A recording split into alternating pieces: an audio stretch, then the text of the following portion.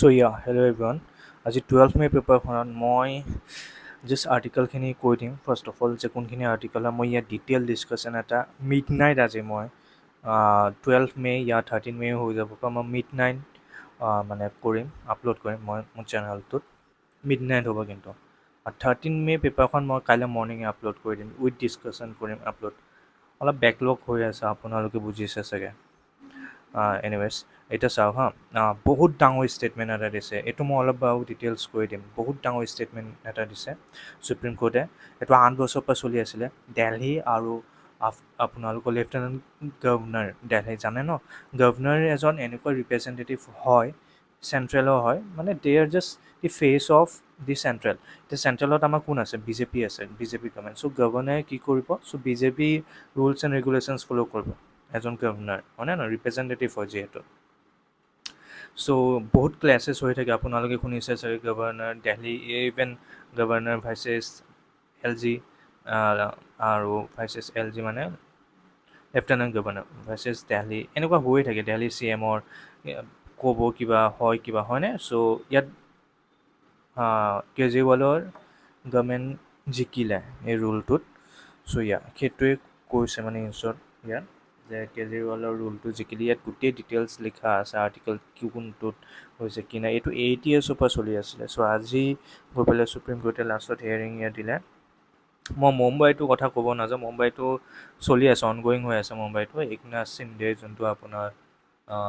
তেওঁলোকৰ আছিলে শিৱসেনাৰ চ' তেওঁলোকৰ ওপৰতো দি আছে চ' শিৱসেনাত কি হৈছিলে যোন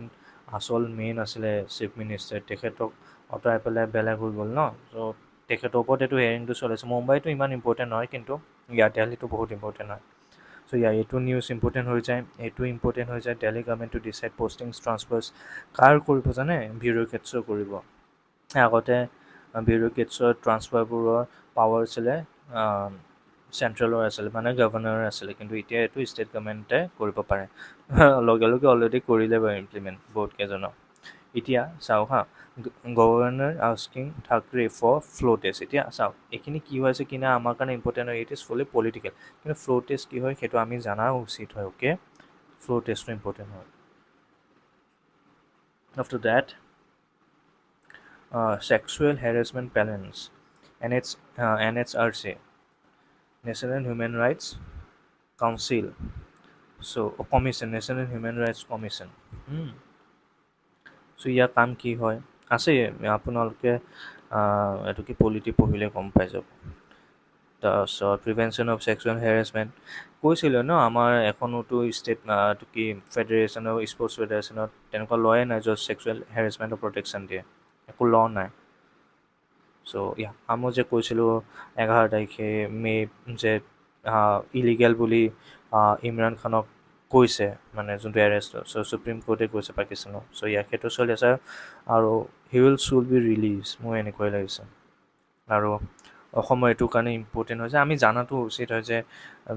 হোমলেছ হৈ গৈছে এভিকশ্যন ড্ৰাইভছৰ পিছত মানে এতিয়া কি হ'ব কি নাই চ' সেইখিনি আমাৰ APSC কাৰণে এইটো ইম্পৰ্টেণ্ট হৈ যায় নিউজটো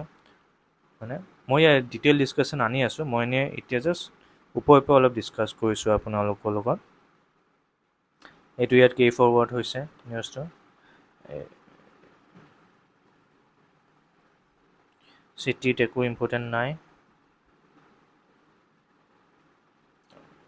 গভৰ্ণমেণ্ট এণ্ড পলিটিক্সত প্ৰধানমন্ত্ৰীয়ে কি যি কয় ন সেইখিনি ইম্পৰ্টেণ্ট হয় কিন্তু ৱৰ্ডিংছখিনি ইম্পৰ্টেণ্ট হয় আমি চবেই সকলোৱে পঢ়িব লাগে কিন্তু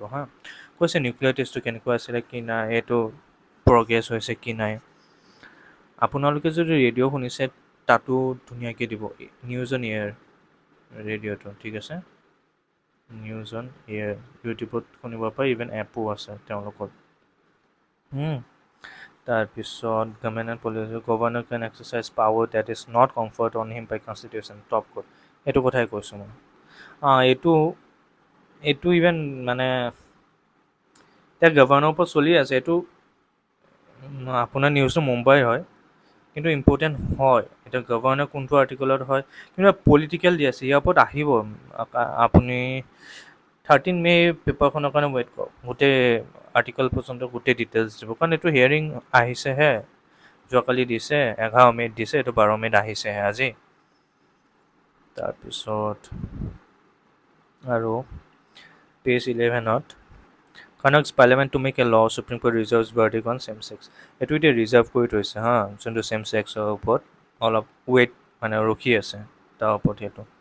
ইয়াত চাওক আপাৰ কাষ্ট, এতিয়া কাষ্ট চেঞ্চাছ আমাৰ দেশত কিন্তু ইম্পৰ্টেণ্ট হৈ আছে। কাষ্ট চেঞ্চাছ চাওকচোন, এনেকুৱা নিউজো আমি শুনিব পাওঁ, আপাৰ কাষ্টে দলিতক মাৰিছে, কিবা কৰিছে, মানে বেয়া লাগে এইবিলাক, হয়নে? Power way it is due. So' এইটি 12টো ইম্পৰ্টেণ্ট হয় আজি। With great power respect, Delhi গভৰ্ণমেণ্টৰ কথা কৈছে। এইটো দিল্লী গভৰ্ণমেণ্টৰ কথাই কৈছে যে এতিয়া পাৱাৰ পাইছে ন, এতিয়া কি হ'ব কি নাই। এপেক্স কোড ৰেড লাইনছ, এইটো মই ভাবিছিলোঁ ইম্পৰ্টেণ্ট, বাট মই চালোঁ একনাথ সিন্ধে তেওঁলোকৰ কথা আছে, এইটো ইম্পৰ্টেণ্ট নহয় সেইটো কাৰণে। এইটোও নহয় ইম্পৰ্টেণ্ট, পলিটিকেল হয়। য়েছ, এক্সপ্লেইন ছেকশ্যনত এই পৰ্চনটো বহুত এটা দেখিছে মহাৰাষ্ট্ৰ আছে, মহাৰাষ্ট্ৰটো মই ছাজেষ্ট নকৰোঁ পঢ়িবলৈ, এইটো পঢ়িব দিল্লী। কাৰণ কিয় ইয়াত আৰ্টিকেল দিয়া আছে চাব হা, আৰ্টিকেল 239A, এইটো ইম্পৰ্টেণ্ট হৈ যায়। মই মুম্বাইটো মানে মই মুম্বাইটো অলপ জনাটো উচিত, এনেই অলপ জানি থ'ম, ভাবি আপোনালোকৰ লগত শ্বেয়াৰটো কৰিম মই, কিন্তু এনেকৈ পঢ়িব নালাগে ইয়াত। তাৰপৰা নট ইম্পৰ্টেণ্ট, দেখাত ইম্পৰ্টেণ্ট টাইপ লাগিব পাৰে, এক্সপ্লেইন পলিটিক্স কৰি দিছে। ৱৰ্ল্ডত ইমান ইম্পৰ্টেণ্ট একোৱেই নাই আজি ইম্পৰ্টেণ্ট ৱৰ্ল্ডত। ইকনমিত এইটো আছে, EPF মই কৈছোঁ ন, UPSC EPF এক্সাম এটা আছে। চ' 2 জুলাইত আছে। চ' যদি হায়াৰ পেঞ্চন কৰে তেন্তে EPF মানে কি বিচাৰিব, মানে ছাবস্ক্ৰাইবাৰ্ছ তেখেতলোকে যদি হায়াৰ পেঞ্চনৰ কাৰণে অফ কৰে তেন্তে হোৱাট UPF মানে EPF কি ক'ব তাৰ ওপৰত। চ' সেইটো ইম্পৰ্টেণ্ট হয়, বহুতখিনি বস্তু ইয়াত আহি যাব। সেয়াই আছিলে নিউজত, আৰু ইম্পৰ্টেণ্টটো ইয়াত নাই। মই ডিটেইল ডিছকাশ্যন আপোনালোকৰ লগত আনি আছোঁ। এইটো মই এটা শ্বৰ্ট ভিডিঅ' দিলোঁ, এইটো অকণমান ডিছকাশ্যন কৰিয়ে দিলোঁ, কিন্তু ষ্টিল একো নাই। যদি হেল্পফুল ফিল হ'ল লাইক এটা কৰি দিব।